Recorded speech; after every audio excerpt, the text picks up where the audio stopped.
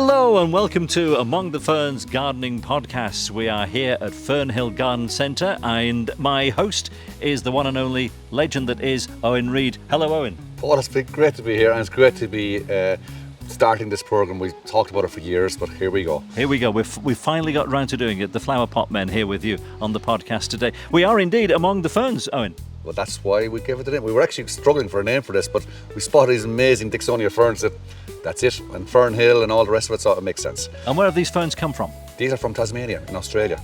So, and beautiful plants, do very well here in Ireland, but just need a little bit of shelter. So what we're going to be talking about over the next number of weeks is we're going to be bringing people out into their gardens from a seasonality point of view, and we'll be talking about what they should be doing in their gardens throughout the seasons. So this week we're going to be starting off with colour outside your front door. I can't wait to get started. Well, I think we better get started. Don't forget, of course, you can get this podcast on our usual outlets, which are the Shannon Side Northern Sound YouTube, Spotify and Apple Podcasts.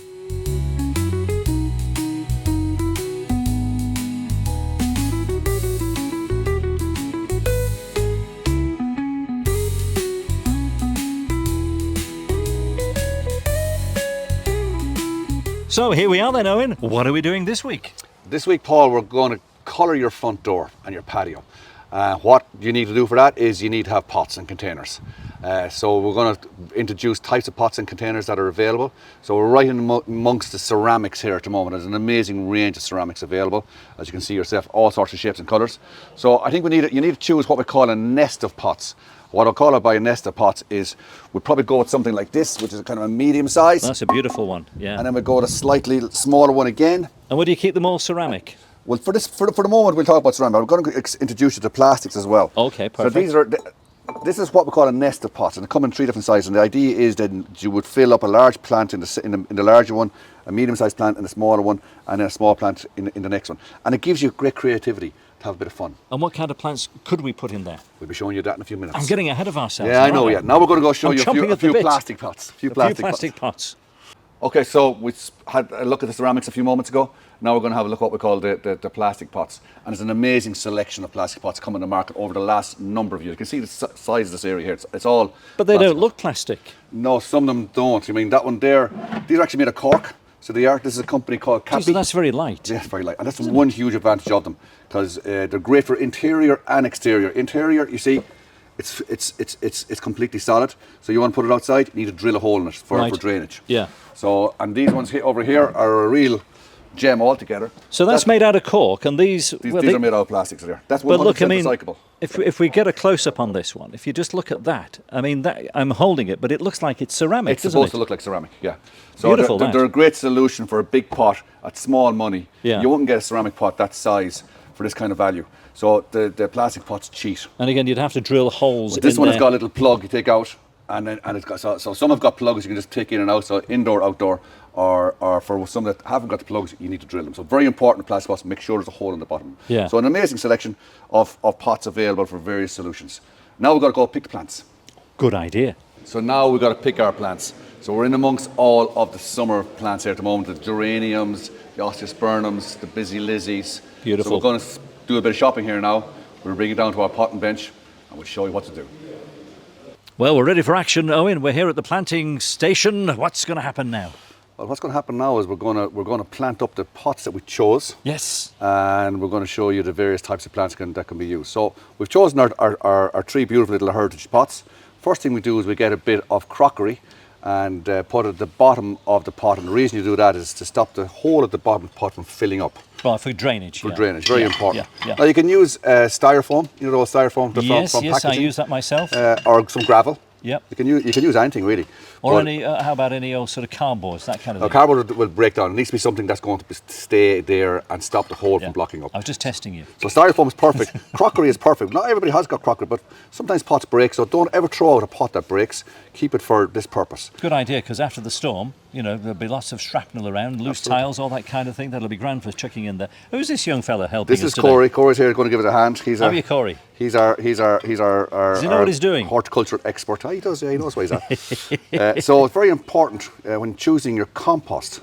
Compost is the life of your plants. Yeah. So you got to make sure you get the best compost you could possibly get. This one we're using is one called professional compost. It's one that we got organised through a buying group years ago, and what it has is a little bit of long-lasting fertiliser in it, so that you get 6 months feed out of this. And is that what the John Innes is? A bit of John Innes is in it as well, but it's also got long-lasting fertiliser in it as well. And what is the John Innes? John Innes is a recipe created by John Innes in the UK. There's John Innes number 1, number 2, and number 3, and it's basically, they're usually soil-based compost. Long before compost came available, John Innes was the first guy to do it properly. Right. So there's John Innes in this as well. So it's a super compost. So Corey, you can pot away there, belt away.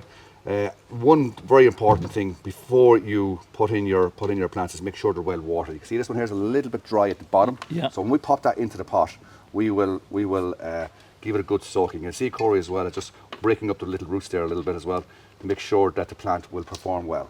So we'll actually give that a good drop of water. Absolutely crucial. That is absolutely drowned it. Yeah. And you push the compost down in it so that you get it every little bit of air pockets gone. So you water it, compost it. The water will actually help bring the compost down in amongst the plant. So messy, but it makes it very. You get the kids to help you with this. They love making mud pies and all that kind of thing. So the water actually helps bring the compost in and fills up all those air pockets.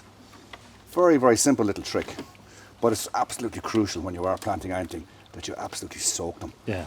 And what's the plant that you're putting in there? This is like a beautiful. big daisies. This is a big daisy. You're exactly right. It's a chrysanthemum. It's a topiary chrysanthemum and brilliant for summer colour. So this is our central plant that we're after putting in here now.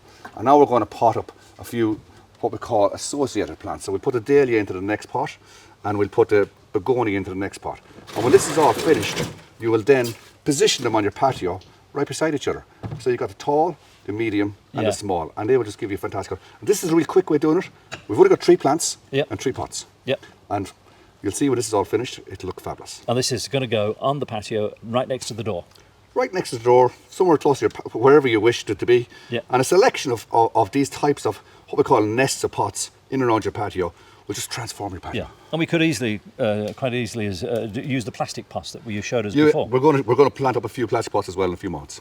Perfect.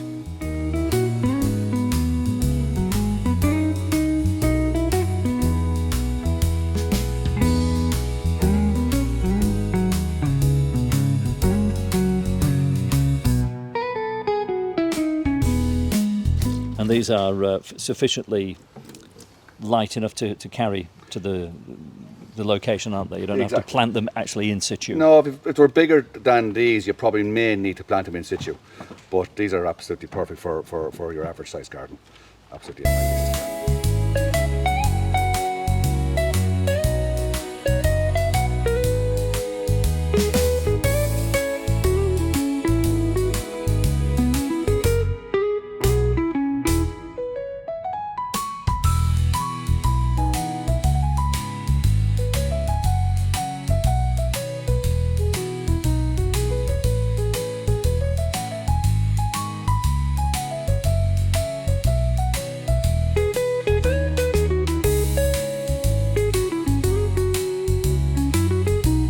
So very simple plant arrangement, 3 nice little small pots, Agranthemum, Dahlia, Begonia. Very easy to do. And how tall will they grow? How bushy will they grow? That's it. That's their height. That'll fill up to about there. Yeah. That'll fill to about that'll stay the height it is. Just fill up and bush out, and this will just bush out as well. So they're going to more or less stay the height that they are. Yeah. Just flower for the entire summer. I was going to say, how long will they last All for? summer, The entire summer. Right Beautiful. through to the first frost. Beautiful. Okay, so now we're going to plant up a single pot. This is one of our plastic pots, which look like ceramic. Absolutely. It's incredible how real they look. And again, you're going to put a little bit of crockery in the bottom. Good compost. Make sure that it's nice and moist. Sometimes compost comes out of the bag very dry. So if it's dry, kind of don't be afraid to give it a drop of water as you're putting it in. Yeah. Just because it's hard to get compost wet. So a little bit of water as you're going along, and then you start planting it up. Do you need to put any grit in or anything like that? No, it's all in it. It's great in it. It's a perfect compost.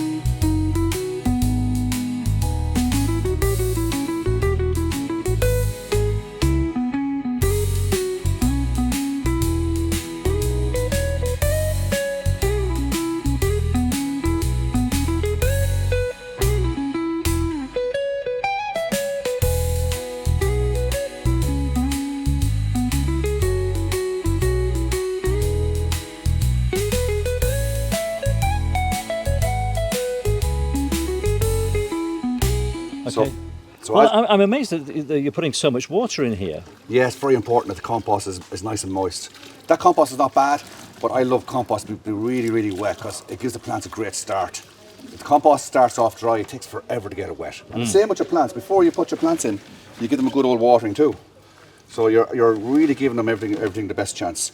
And you can see if you don't have it fully watered, it'll tell you that one's pretty good. Yeah. A little bit dry in spots, but she's not bad. Yeah. So it's very important that you keep watering plants as you're going along. And what's the little thing that we're putting in here? What plant is this? Oh, we've got a nice little mixture here now, so we are. Oh, we're going to put several in, aren't we? Several, yeah. Oh, beautiful. We're putting a combination in here together. So we've got a geranium there by the looks of things. Geranium, another agaranthemum, and we've got some busy lizzies here as well. Beautiful. So I'm not quite sure what's Corey choosing here now. What's your choice? Go with the chrysanthemum.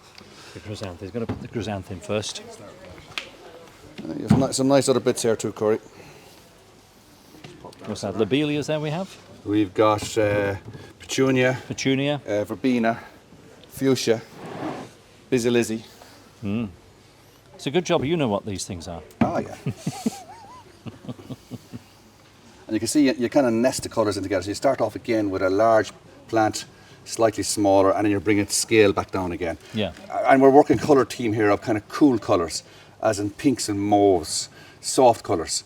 Now you can go with really hot colours, which would be the reds and the yellows as well. So you can, the good thing about planting is you can. It's all down to personal taste, isn't it? And your mood and where you're Yeah. positioning and all that. So yeah, 100%. What looks good to you What looks good to you is not look to is everyone. all that matters. People come in here to us and ask us, what kind of plants should I put into my containers? That's a very personal choice. You give them the guidelines. Like you need a spiller. These are spillers, so these are all going to fall down over the pots. Yeah. So you need a couple of spillers and fillers. Are That's there what any we call that them. can't coexist with each other? No. I think the golden rule of gardening is don't take it too seriously and just give it a go. Perfect. People sometimes get caught up in, you can't do this, you can't do that. But I think it's very important just to give everything a go. And there may be little bits of gaps and things here and there. Don't worry, they'll fill into the one. The agaranthemum is going to fill up that whole thing, and it's going to be fabulous. And again, a good old drop of water. And how often would you keep needing to top this up if the rain doesn't come? Once every day in really hot weather, and in average weather, twice a week. Yeah. But water out of the direct sunlight, presumably. Not that important, to be honest with you. That's an old wives' tale. Because we water here the whole time, because you have to, our plants will die. Yeah. It's as simple as So that. they won't scorch if you water them in the No, direct sunlight? some foliage plants, like the coleus and that, could. But the vast majority of plants will take water. Happy to get it. Perfect. So don't overthink it.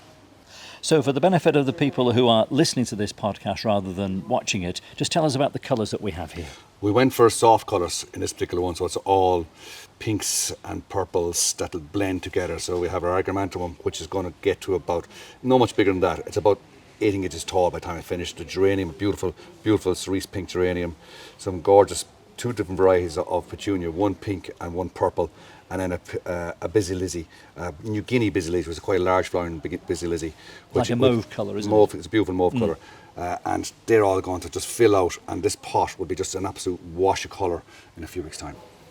Well, we're among the ferns here at Fernhill Garden Centre for the Shannonside Northern Sound podcast, and it's question time. Yes, we're inviting you to submit your questions. Eoin has an email address, which is info@fernhill.ie, or if you're a listener to the Shannonside Northern Sound 11 to 1 show, we've got your questions from previous programmes that we couldn't answer whilst Eoin was in studio. So, shall we get cracking with some? Absolutely, yep. Great. Now there's a blight warning at the moment, isn't there? So will this potato blight warning affect the rose bushes? Absolutely. Says Maura in Ocklacliff. It'll affect everything that is prone to blight. So roses is typical.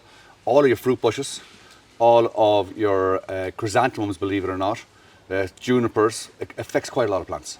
So it is very important, particularly with the likes of roses that you are spraying with your rose clear. Or you can use this particular product, which is branded potato blight treatment. So that's brilliant for just blight. This rose clear is excellent for blight, but also for your green fly. Right. So you need to be applying these about every 3 weeks with roses. Otherwise, you'll get a lot of black spot and scab. The potato one, can that go on other plants? Absolutely, Yeah. everything. Not That can go just on potato. everything. Right. Whereas Perfect. this is specifically really for roses. Yeah. And you wouldn't put that in vegetables and that, but this is Okay. brilliant for everything. We'll take another question. Why is there fungus on my petunias? Exact same The reason. blight, isn't it? Blight, Yeah. 100%, yeah. So Yeah. again, a bit of fungicide. Okay, another one here. Could you ask Eoin why a lily needs dividing? Will I leave until autumn? Says Jerry. 100%. You'd never divide anything until autumn. Yeah. Okay. 2 roses in my front garden. In the ground, for some reason, I sprayed them with rose clear. Okay, for a while, and now something is eating the roses like pinholes on all the leaves. Yeah, she needs to keep I've had spraying. them- Needs to keep spraying with rose clear. Yeah. And she needs to start applying some rose food, and get your secateurs out. Anywhere where there's things that look a bit dodgy, Cut back. Cut them off. Roses are brilliant. They respond very fast. Next week we're talking about roses. We have a lot of questions on roses. Perfect stuff. Finally, then, where can I get a gooseberry bush? Do you have any gooseberry We have a bushes few here? around, yeah, plenty of gooseberry. Well, there you are, bushes. Glenn. That's from Glenn Campbell. Any good garden centre will have gooseberry bushes. Marvellous. Well, Eoin, we've been among the ferns for the first episode. I think that went fairly well, don't you? Well, I hope so. We'll see what the reaction is. Yeah, absolutely. So next time, what are we going to be talking about next time? We're going to be talking about the queen of the garden, Which, of course, is roses. roses. Yes, roses. Very difficult for some people, Oh, well, listen, we'll explain how to make the best out of them. and that's the point of Yeah. the podcast, isn't it? Absolutely. To get the best tips possible from our man here at Fernhill Garden Centre. This is Mr. Eoin Reid, and I hope you can join us next time as we are among the ferns. Make sure you check out our Shannon Side Northern Sound YouTube channel, Spotify, and also Apple Podcasts as well. Until next time.